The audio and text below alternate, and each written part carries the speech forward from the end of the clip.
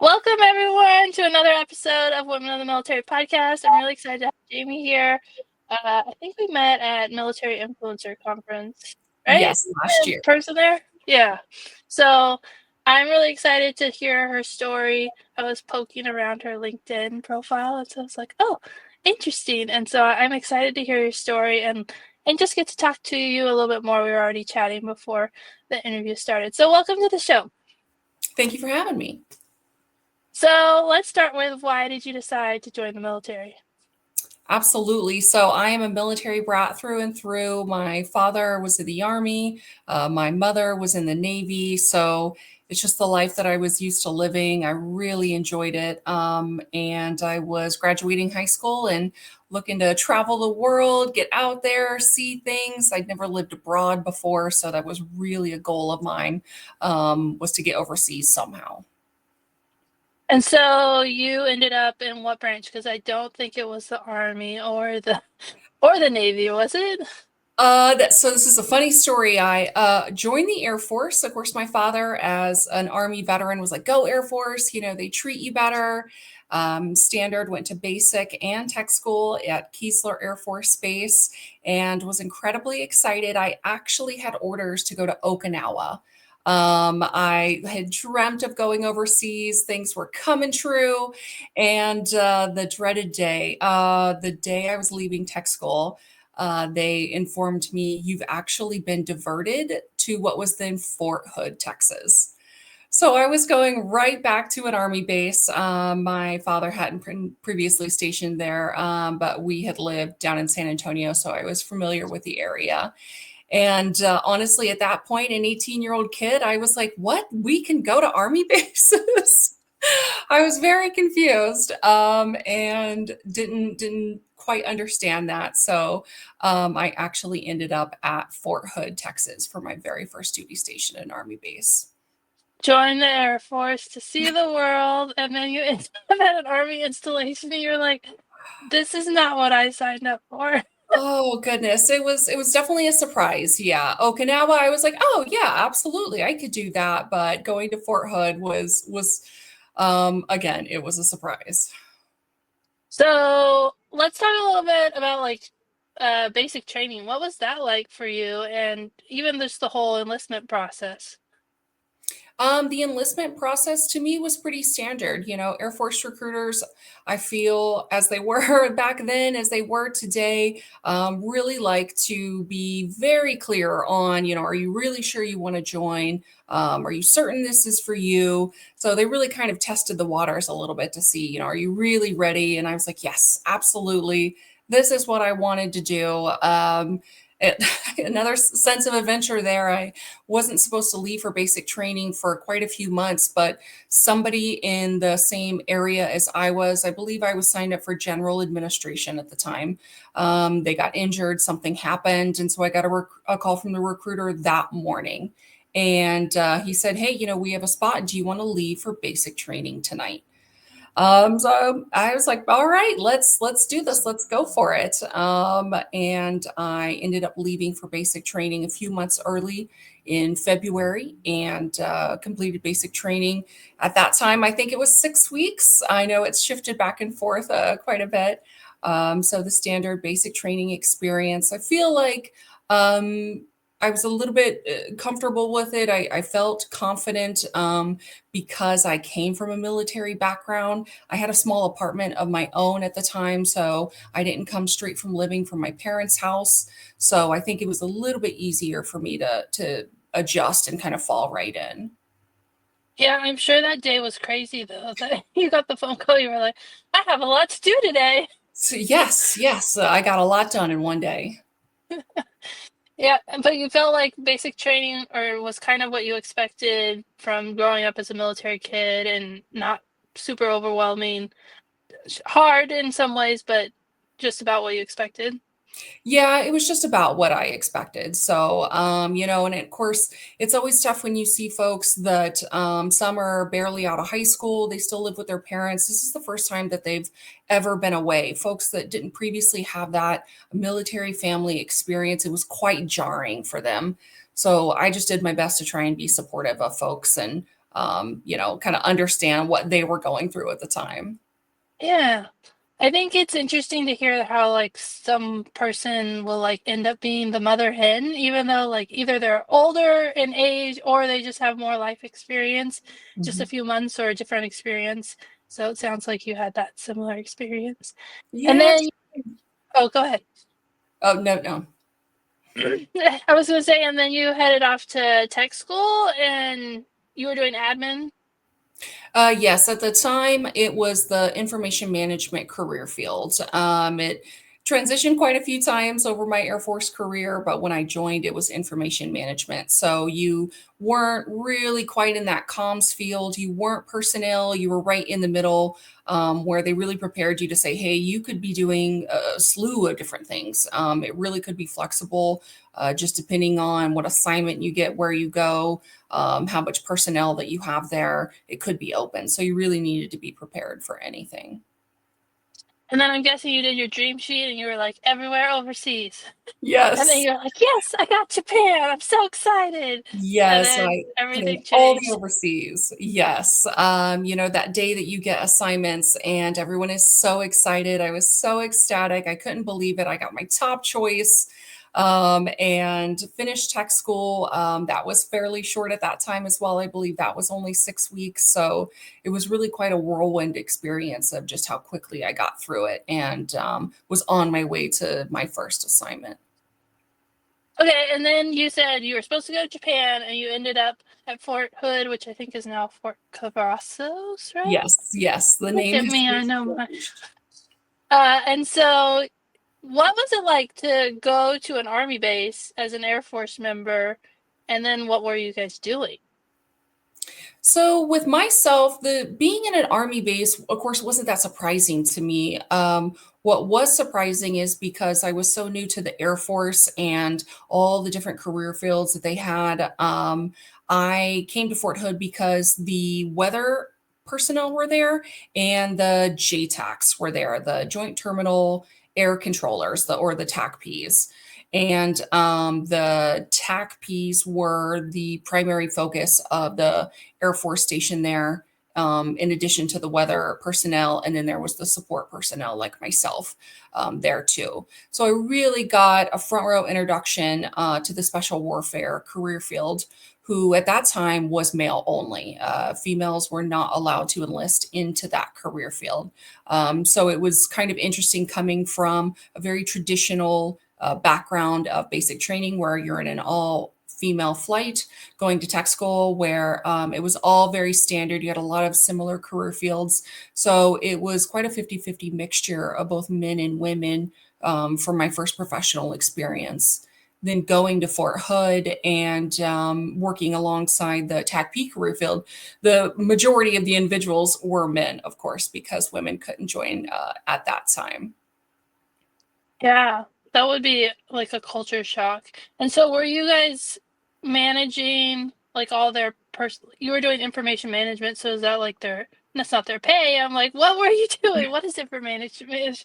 I was like, Oh goodness, like the jack of all trades, staff meeting, finance issues. The TACPs get special duty pay for their career field, managing that, the EPRs at the time, all sorts of different things that were surrounded in the kind of personnel career field that you'd manage, yeah. leave.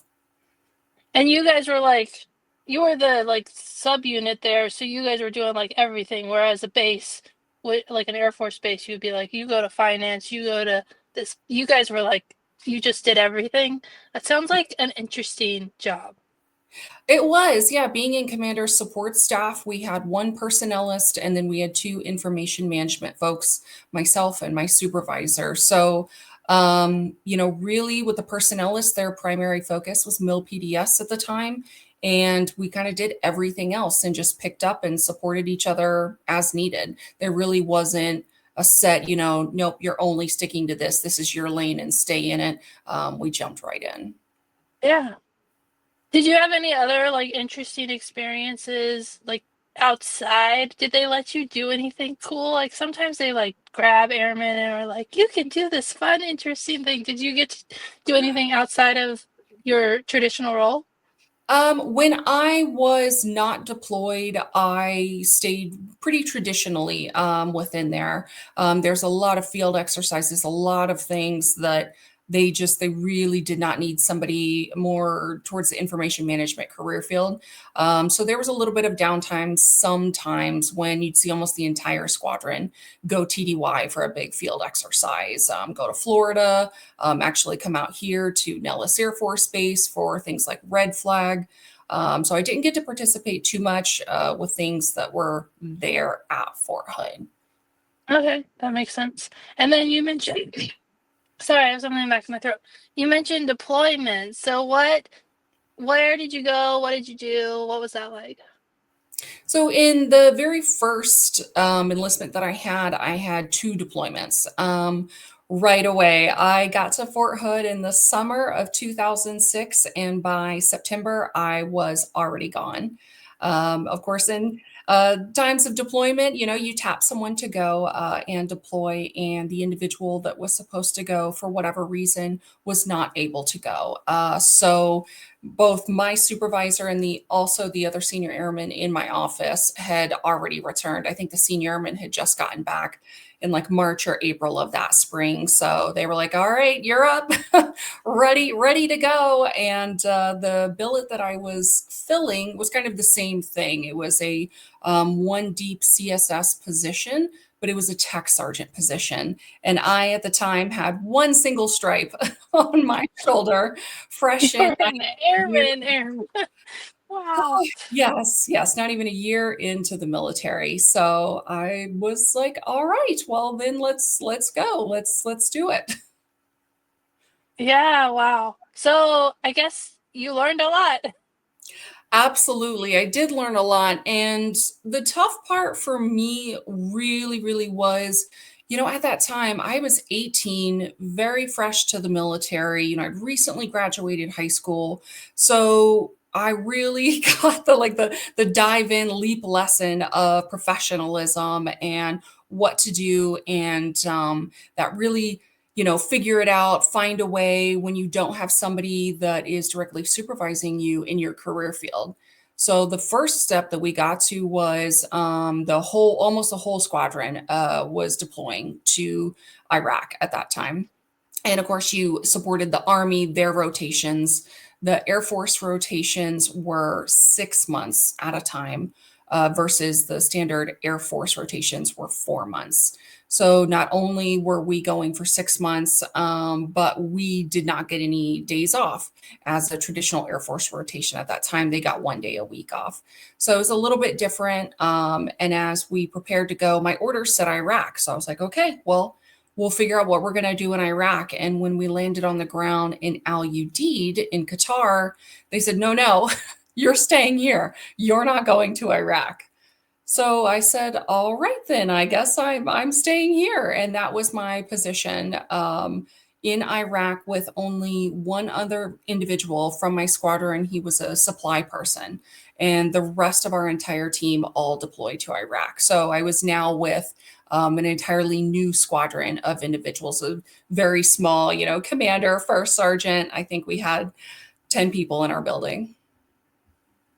Yeah. And then you were like managing. So you were managing everything from afar and like coordinating back and forth. Is that what were you still connected with the people that deployed into Iraq as your job?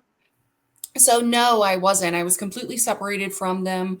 The position that I was required to do was all of the in processing and out processing for all of the JTAC, TACP, special warfare career field that came in and out of both Iraq and Afghanistan for that 6 month period. You were busy. I definitely was busy, yes. So, catching people, fresh, upbeat, ready to go into their first, second, or third deployment, or you had folks that, were coming out of their first, second, third deployment, and they are ready to get home and they're ready to leave, and doing all of the out processing for them as well. Yeah, and I deployed in 2010 and there was so much paperwork. So much paperwork to like in process to out process and like I just remember like when we got to Manus we had to like go to a briefing and do all this paperwork. And then when we got to Afghanistan at Bagram, we had to do the same, like more paperwork. And I just remember it wasn't like digital, it was like all paper. It was So, all paper copy back then, yes. So getting folks to fill out their paper copies, getting a set of their orders, ensuring that all of their proper pays were lined up, depending on where they were going, the hostile fire pay, all of the specific ones that they were required to do. So really ensuring that everybody was lined up appropriately for going into country or coming out of country. yeah, I mean, it's such an important job, and it's like the reason, like when I was deployed, there were so many support people who made it possible to do the mission that we were doing, and the paperwork and the finance and the personnel, like those were like so important. I would be in the S1's office regularly being like, "Can you help me with this? Can you help me with this?" And so, I mean, Yeah. it's so important.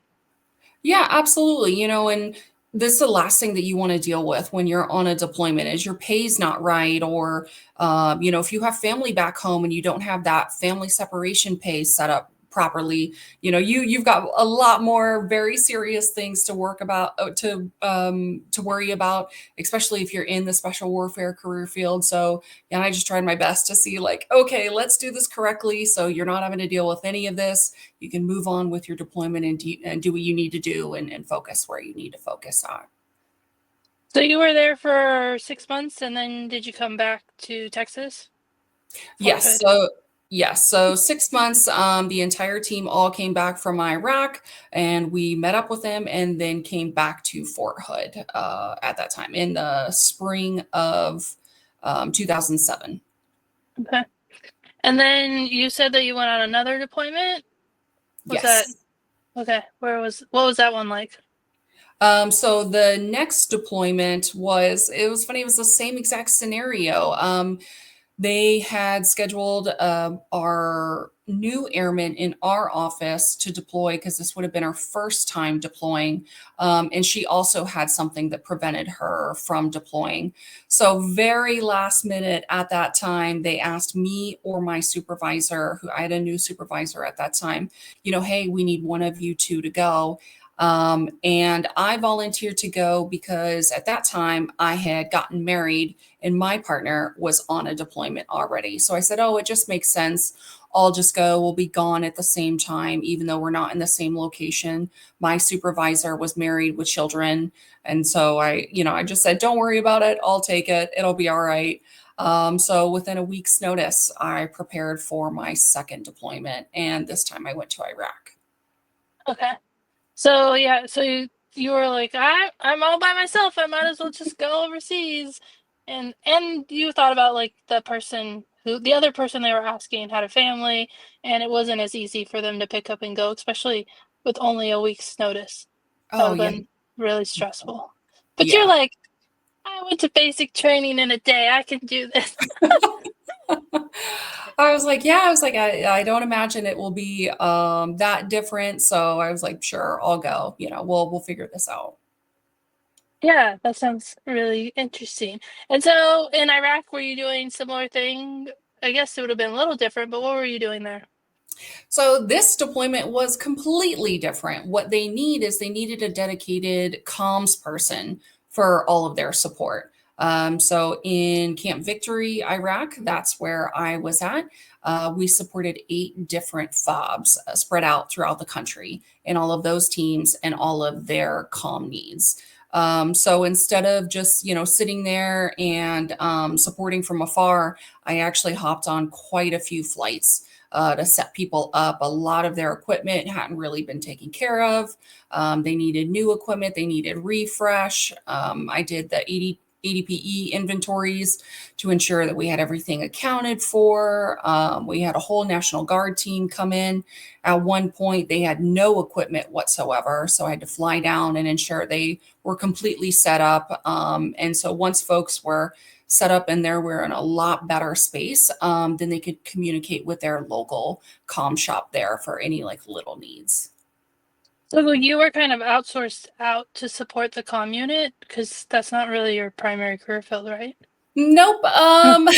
We We did, really kind of light computer support in tech school. They did, like I said, train us to kind of be prepared for anything. So I did have some computer support, really getting thrown back in and figuring out what the needs were, and basic stuff. Basic, you need a new monitor or something's not working right. And the majority of the computers that I worked on were all in the talks, the JTAX work through. So, it was really important that they had working equipment, working computers, as well as the equipment that they took outside of the office, outside of the talk with them. And so if they needed something new, ordered, replaced, that's what I did. And did the absolute best I could to make sure I learned on the fly and could have them ready with the things that they needed. Yeah, I mean, I when we were deployed and went on convoys, the TOC is the Tactical Operations Center, if I remember correctly. Yes. And that's where the like that was the home base when we were deployed that we would communicate with. So yeah, they definitely need computers. And if we got in trouble, they were the ones who were gonna call for help. We were at a fob and they would call out to Bagram to get us help, and they knew where we were, and so it makes sense they would need all that tech support. And then also, the vehicles needed all the radios to work. So there's so much that goes into it. Oh, absolutely.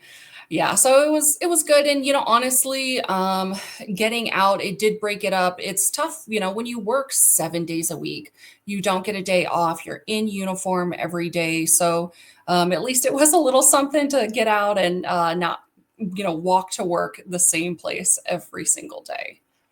Yeah, it is really draining. I think we got to wear PTs on Sunday when I was deployed. It's like our day. Our day off was that we Yes. could wear PTs instead of our uniform, and I was like, I'm so excited! I don't have to wear my uniform. I get to wear my PTs, but we still had to work every day, like you said. You have there's not really anything else to do anyways, at least in Afghanistan. And we were at FOBs, there's not really anything to do except work, but that was like our down day, and we got to wear PTs. Yes, have a little fun, go to the green bean. I can still remember the smell of walking into a green bean on Sunday in our PT clothes just to shake it up. Yeah. Yeah, we have to go to Bagram to go to Green Bean, but I still remember when we got to go there. It was so good. Oh, yes. Such a special treat. It's like a Starbucks. If you're listening, you're like, what are they talking about? What is a green bean? Uh, it's essentially Starbucks, but overseas, that's what they had on Bagram and like the bigger bases uh, when I was deployed. And so, Mhm. yeah, fond memories. I won't ever forget that place. So much good stuff. So how long were you in Iraq? So this tour, this was another 6-month tour. And again, you're pulled for things that you just need to do to help meet the mission. Another part of the deployment was they were moving all of the MRAPs vehicles, very, very large vehicles. And they're like, hey, we just don't have enough people to drive these MRAPs where they need to go. So like, all right, we're going to teach you how to drive an MRAP. That was another new experience for Oh me my goodness. that I learned those vehicles are quite large. They are. Yeah, and so when I was deployed, they had MRAPs. They were pretty new. It was 2010, and when until I did this podcast, I didn't realize that they were like a new technology in the war zone, and like that they were created because of IEDs. And so it's interesting to hear like the logistics of like getting them to the different fobs. Like, how do we get them there? Oh, we train these people who have a little bit extra time who can do it. And so that's Mhm. really interesting because I was like, yeah, when I interviewed someone, they were like, yeah, we just drove around in Humvees. And I was like, what? In a war zone? And they were like, yeah, that's what. And we put sandbags on the ground. And I was like, that's so crazy. And it was interesting to hear like that evolution. And then even to hear your story of like how they had the vehicles probably at the larger base and then they needed to get them out to the fog, but they didn't have extra bodies to send to do that. Exactly. Yeah, that sounds really interesting. A little scary though. Convoys are scary. I only deliver them to a certain point. The really hairy locations, as you will say, other individuals took those in wraps a lot Okay. further, and drove them out there. Yeah. Well, that sounds really interesting. Yeah, it sounds like both deployments you learned a lot and had like a lot of different experiences and stories that you can remember from your time in the Air Force, even though you were at an Army post. Yes. So, how long did you, was Fort Hood the only place you were stationed when you were in the Air Force, or did you go somewhere else as well? So I had three different assignments. Technically four. At the end of my first enlistment, I decided that I wanted to go reserve and kind of like take a little bit of a breather and figure out, where I really wanted to go, what I really wanted to do with my life. And I was also married to someone who was active duty Air Force. And as I was getting ready to get out, I interviewed with an intel squadron down in San Antonio, just a short little drive. I was accepted into that position, really excited to start a new chapter. And I completely out processed from active duty, got everything done. And the following day, my spouse got orders to Germany. Of course you did. Of course. So, and that's the way the system works. He had been at Fort Hood longer than I have. And when you're married mill to mill, it's a lot tougher to move two people with kind of two completely separate, different career fields to the same location. So, by me getting off of active duty, it really triggered that, all right, time to move. so, so in that term, I really didn't get to experience working for the Intel Squadron, and we moved right over to Germany. And from there, I got a position at the Ramstein Air Base at USAFE headquarters. Was my next job. Okay. And were you an IMA or a typical, like what kind of reserve level were you at? Yes, for this tour, I was IMA Individual Mobilization Augmentee, I believe. Is that the right Yeah, the wording? person I interviewed yesterday for the episode that went live in April, she was an IMA, so I'm like, yep, that's right. I just Googled that to make sure it was right when I wrote it. So, Yes, yeah. yeah. So yeah, that next assignment was IMA. So I was not working full time, but I was working for a one star at the time. So I got a bird's eye view of some very high level things that were quite interesting, that maybe you don't normally get to see when you're just a staff sergeant. Typically. Yeah. Yeah, that would be really interesting. Yeah, when she was describing like being an IMA, it was like when there's work to do, then you get to do it, and it's kind of good because you can like expand out to the max or you can cut back to the minimum just depending on like what projects are available and what your life schedule's like.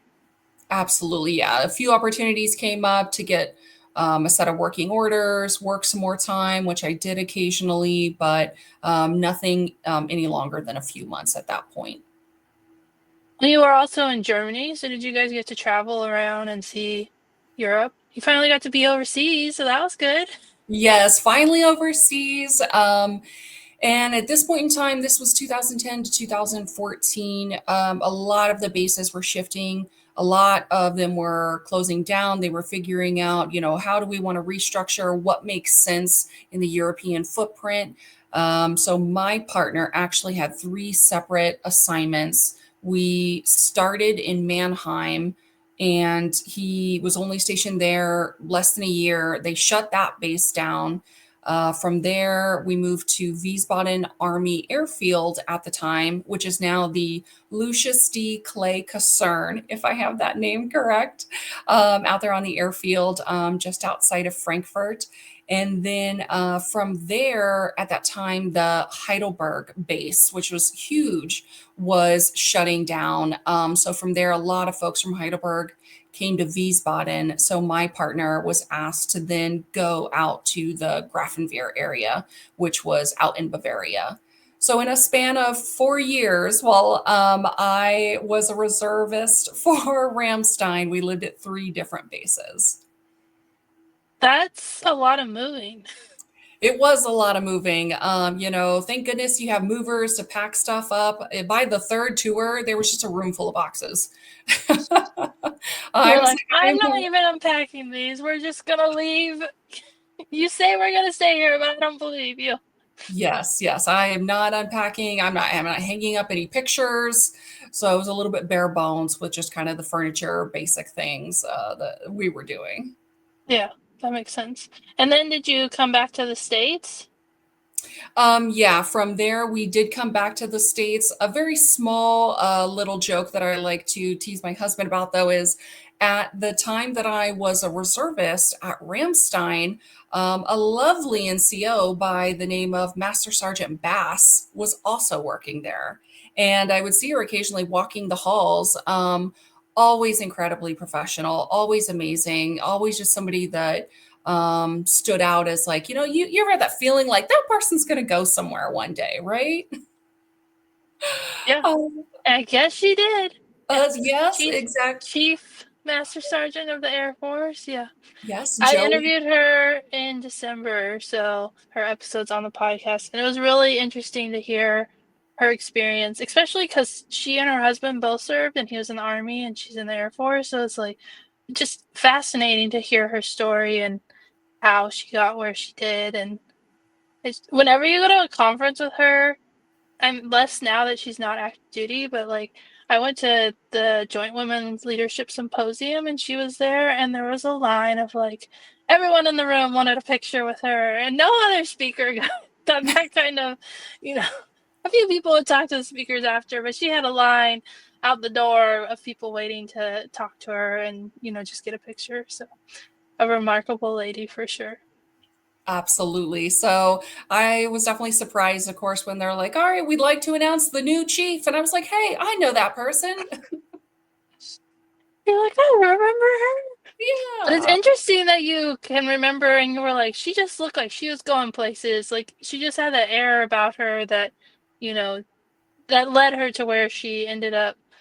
Yeah, she said that when she found out, she was like, "Sir, you made a great decision," but she also had so much imposter syndrome like leading into it. So it was interesting to hear her talk about her getting the news and how she was like, she put her name in the hat, but was like, "I'm probably not going to get this." And then when she got the news, she said, "You made the right decision, sir." But she was like, "I didn't even know that was coming." Like, so it's kind of interesting to hear that side of the story.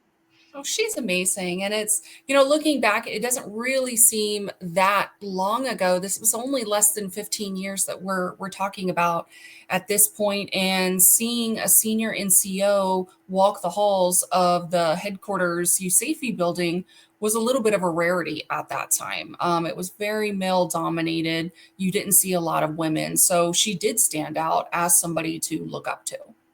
Yeah. Yeah. And I mean, she's making that rank and changing, being the first woman to do that. And yeah, it is true. It's not that long ago if you think about it, but it is. So much has changed. So, Yeah. yeah. So you came back to the States and were you still in the reserve? So from there, I transitioned into the traditional reserve role, and my next assignment was at Joint Base Charleston for a really, really cool squadron, the Combat Camera Reserve Squadron. Combat.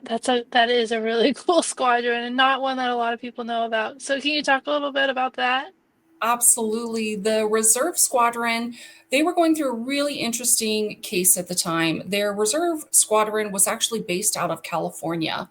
And due to circumstances, the squadron had been shut down, but they were reactivating it out of Charleston to be co aligned with the 4th Combat Camera Squadron, which was the active duty side. And this was the reserve side. So they were all there housed in one building. So this was another adventure of not just coming in as a sole CSS for somebody. I now had to Can we figure out. pause 1 second? So with this job, this new job, of course, it wasn't just a standard same old. The Combat Camera Squadron had originated out in California, and their squadron had been closed, shut down. They were transitioning to move all the way out to the East Coast. like I said, in the same building with the 4th Combat Camera Squadron, the active duty side. And with this job, I now needed to activate an entire squadron, which was something that I had never done before. So, not only coming into a position where there were I was the lone individual in my career field in this position. I didn't have a supervisor that was in the same job as I was. Had to come back in from the traditional reserve side and now figure out how to essentially stand up an entire squadron, activate it, and create all of their administrative processes now that they were out in Joint Base Charleston. That sounds crazy. Like, It was a it was a lot. Yes, it was definitely interesting and of course nothing's ever easy, right? In life at this time, my husband was on his 4th deployment to Afghanistan and I had a 1-year-old baby and I also had a full-time position where we lived down right outside of Savannah, Georgia. wow, that adds even more complication to the life story. That's a lot. Ah, yes, it was a lot all in one time to all get it done. So, thank goodness the other support personnel on the installation, the active duty side, without them, I could not have done any of it. I leaned on them so heavily for advice, mentorship, expertise, the all the technical aspects of what needed to be done. I really wanted to ensure that, legally, ethically, nothing was like falling through the cracks, that everything that needed to be done would be getting done, as well as the 4th Combat Camera Squadron. They were incredibly supportive, and their personnel, their support staff were incredibly just fantastic. And yeah, I'm just one person. I couldn't have done it all by myself. Yeah. Did you have any support to help you, like, with your family, with your spouse being gone and being like, were you close to family, or like, how did you get through it on that side? So that one was a little bit tougher. That was a lot more challenging. With that, none of our family is from the East Coast in that area, so I didn't have family in the area. And at that time, like a lot of friends and colleagues that I had, they were all in a very similar situation where they had young kids. Their spouse maybe was deployed or about to leave full time jobs themselves. So it's a little tougher to lean on your friends that are going through the exact same thing at the exact same time. The Army did have a fantastic program where you're mill to mill, and if you're TDY, that you can have your children in. I believe this program still exists today, the FCC, the Family Child Care Program. I believe I'm saying that kind of right. So whenever I had to go TDY, I did work a little bit of time on orders in Joint Base Charleston. I worked with the FCC program to have my son, who was 1, go from the CDC to the FCC after school, like in the evenings, overnights. Wow, I didn't even know that was a program that existed, but that, I mean, it makes sense with military families, especially with like the high ops tempo of like deployments, and it's another way to support the military community at large. Mhm.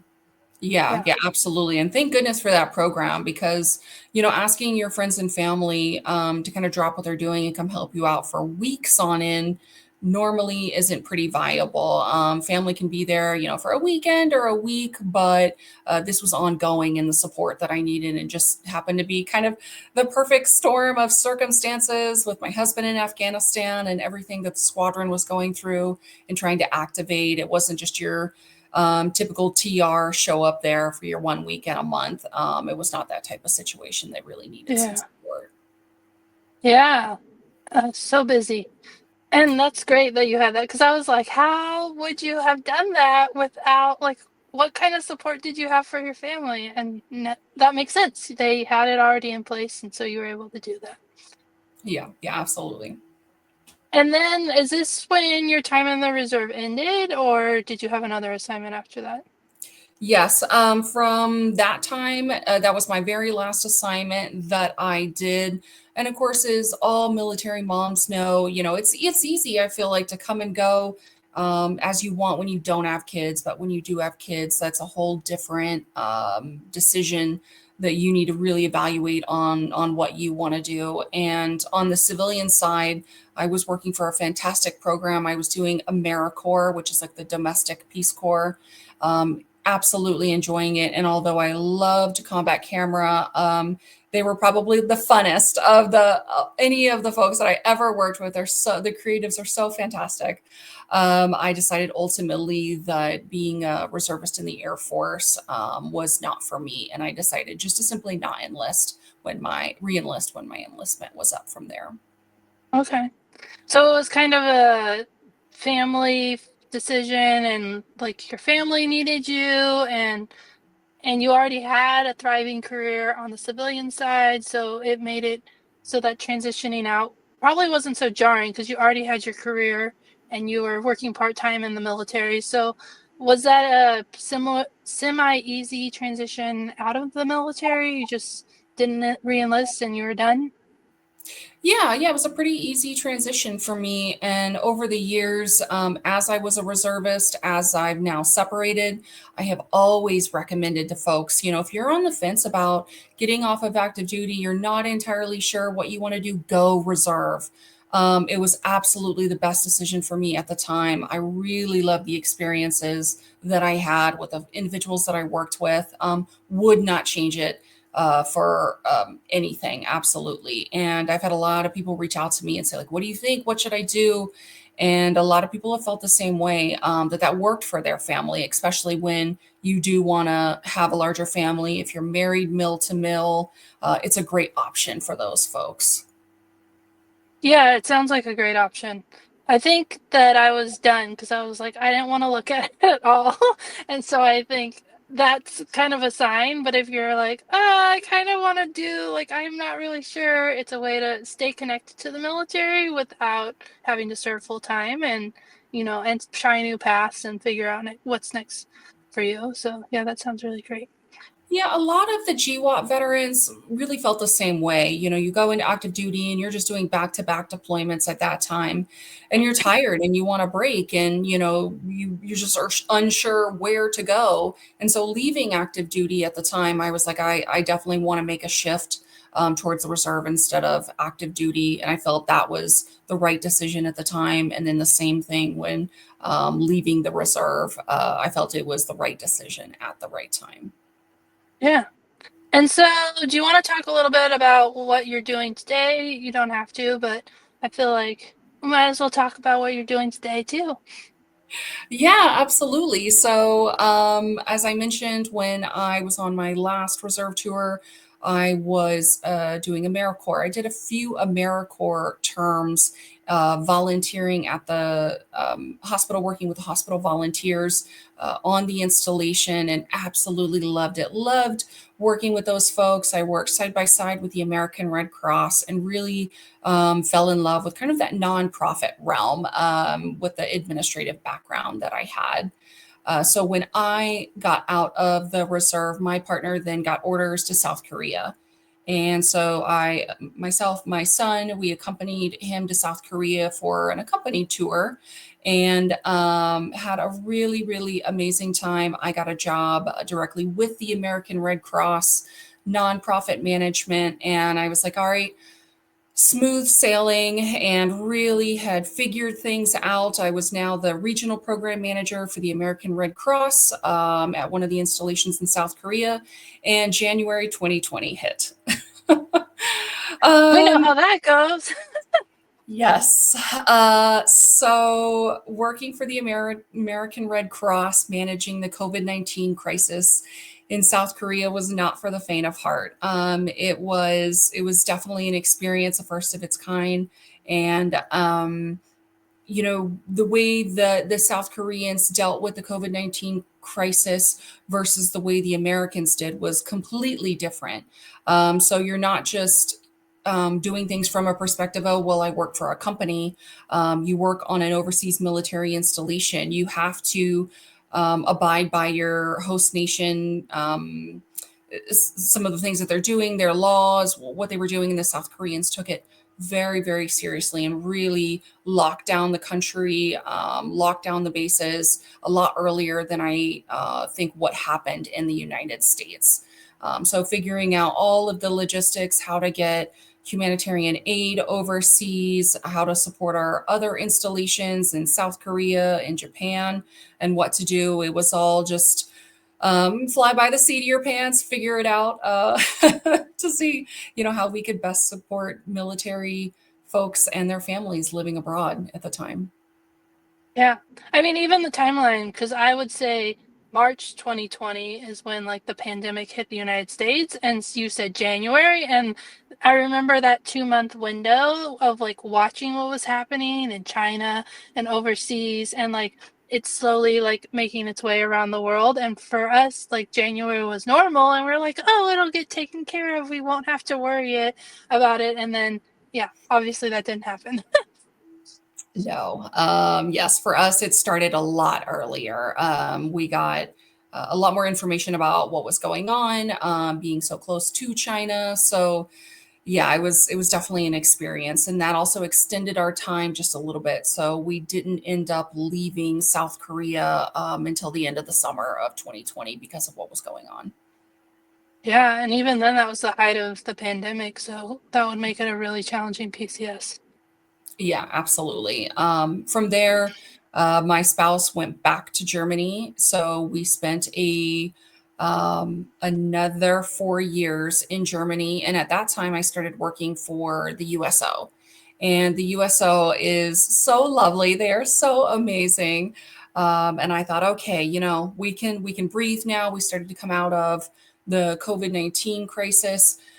Things were looking up, and then the American presence in Afghanistan changed, and Americans were no longer actively fighting a war in Afghanistan, and they started to evacuate a ton of people. And where's the first base?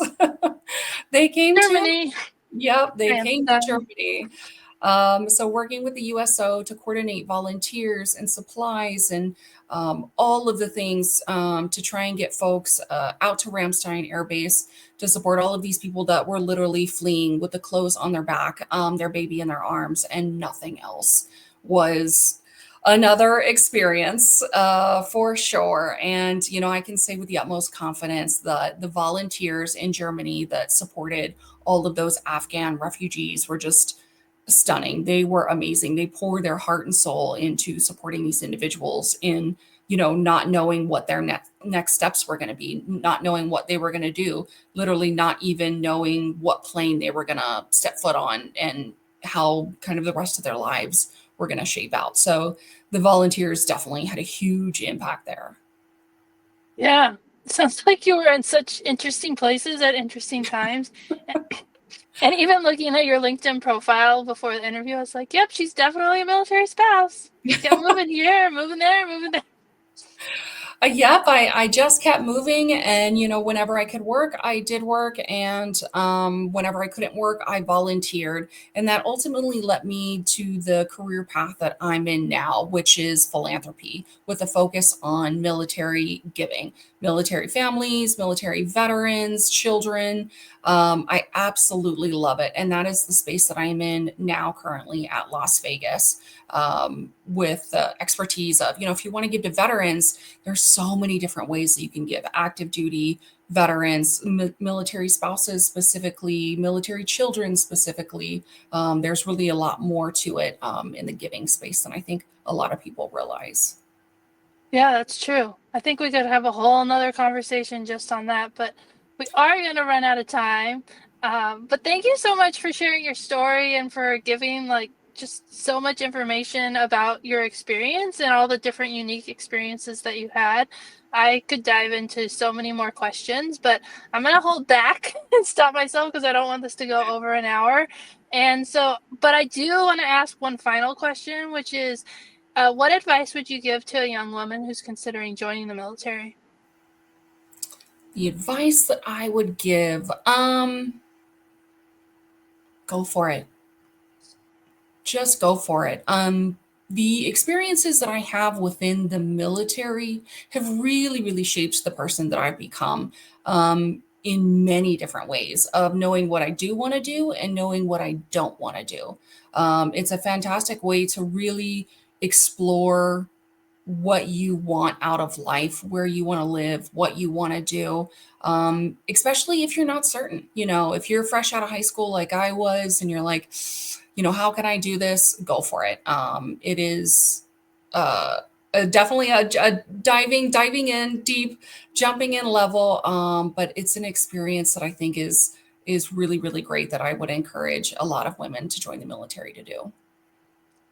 I agree. I mean, that's why I wrote a book telling women how they could join the military. I think it has so many great things to offer, and like, you can enlist, you can be an officer, whatever path works best for you, but it just gives you tools that you can use for the rest of your life, and depending on what career field, that could like change your directory on which career you're going to do, or just give you a foot in the door into new opportunities. So I truly agree.